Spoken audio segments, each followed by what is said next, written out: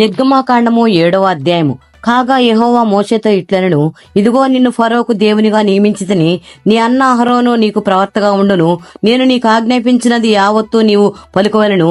ఫరో తన దేశంలో నుండి ఇశ్రాయేలును పోనీయవలెని నీ అన్నయ్యన అహరోను అతనితో చెప్పును.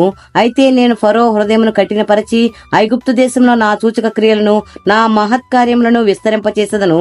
ఫరో మీ మాట వినడు గాని నేను నా చెయ్యి ఐగుప్తు మీద వేసి గొప్ప తీర్పుల చేత నా సేనలను ఇశ్రాయేలైన నా ప్రజలను ఐగుప్తు దేశంలో నుండి వెలుపలికి రప్పించెదను. నేను ఐగుప్తుల మీద నా చెయ్యి చాపి ఇశ్రాయేలులను వారి మధ్య నుండి రప్పింపగానే నేను యెహోవానని ఐగుప్తులు తెలుసుకొందురను.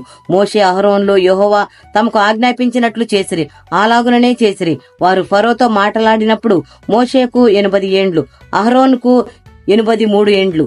మరియు ఫరో మోషే అహరోనులతో ఇట్లనెను, ఫరో మీ శక్తి చూపుటకై ఒక మహత్కార్యము కనపరచుడని మీతో చెప్పునప్పుడు నీవు అహరోనును చూచి నీ కర్రను పట్టుకుని ఫరో ఎదుట దాని పడవేయమనుము, అది సర్పమగును. కాబట్టి మోషే అహరోనులు ఫరో యొద్దకు వెళ్లి యెహోవా తమకు ఆజ్ఞాపించినట్లు చేసిరి.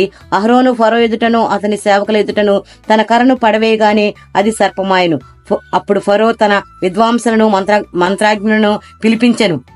ఐగుప్తు శకునగాండ్రను కూడా తమ మంత్రముల చేత అలాగే చేసిరి. వారిలో ప్రతివాడును తన కర్రను పడవేసినప్పుడు అది సర్పమాయను గాని అహరోను కర్ర వారి కర్రలను మృంగివేగా యెహోవా చెప్పినట్టు ఫరో హృదయము కఠినమాయను గనుక అతడు వారి మాట వినకపోయెను. తరువాత యెహోవా మోషేతో ఇట్లనెను, ఫరో హృదయము కఠినమైనది, అతడు ఈ ప్రజలను పోనీయనొల్లడాయెను.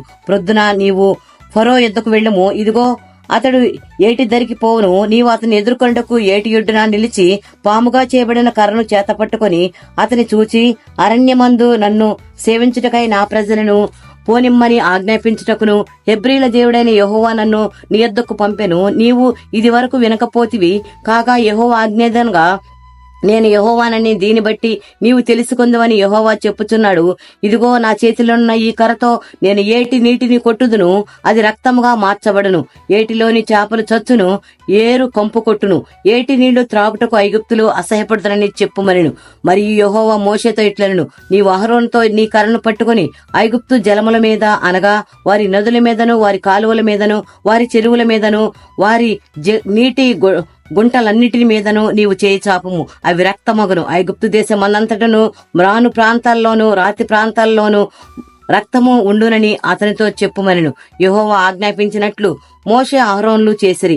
అతడు ఫరో ఎదుటను అతని సేవకుల ఎదుటను తన కర్రను పైకెత్తి ఏటి నీళ్లను కొట్టగా ఏటి నీళ్లని రక్తముగా మార్చబడెను. ఏటిలోని చేపలు చచ్చెను, ఏరు కంపు కొట్టెను. ఐగుప్తు ఏటి నీళ్లు త్రాగలేకపోయిరి. ఐగుప్తు దేశమందంతటను రక్తము ఉండెను. ఐగుప్తు శకునగాండ్రు కూడా తమ మంత్రముల వలన అట్లు చేయగా యెహోవా చెప్పినట్టు ఫరో హృదయం కఠినమాయెను. అతడు మోషే అహరోనుల మాట వినకపోయెను. జరిగిన దానిని మనసున పెట్టక ఫరో తిరిగి తన ఇంటికి వెళ్ళెను. అయితే ఐగుప్తులందరూ ఏటి నీళ్లు త్రాగలేక త్రాగునీళ్ల కొరకు ఏటి ప్రక్కలను త్రవ్విరి. దేవుడి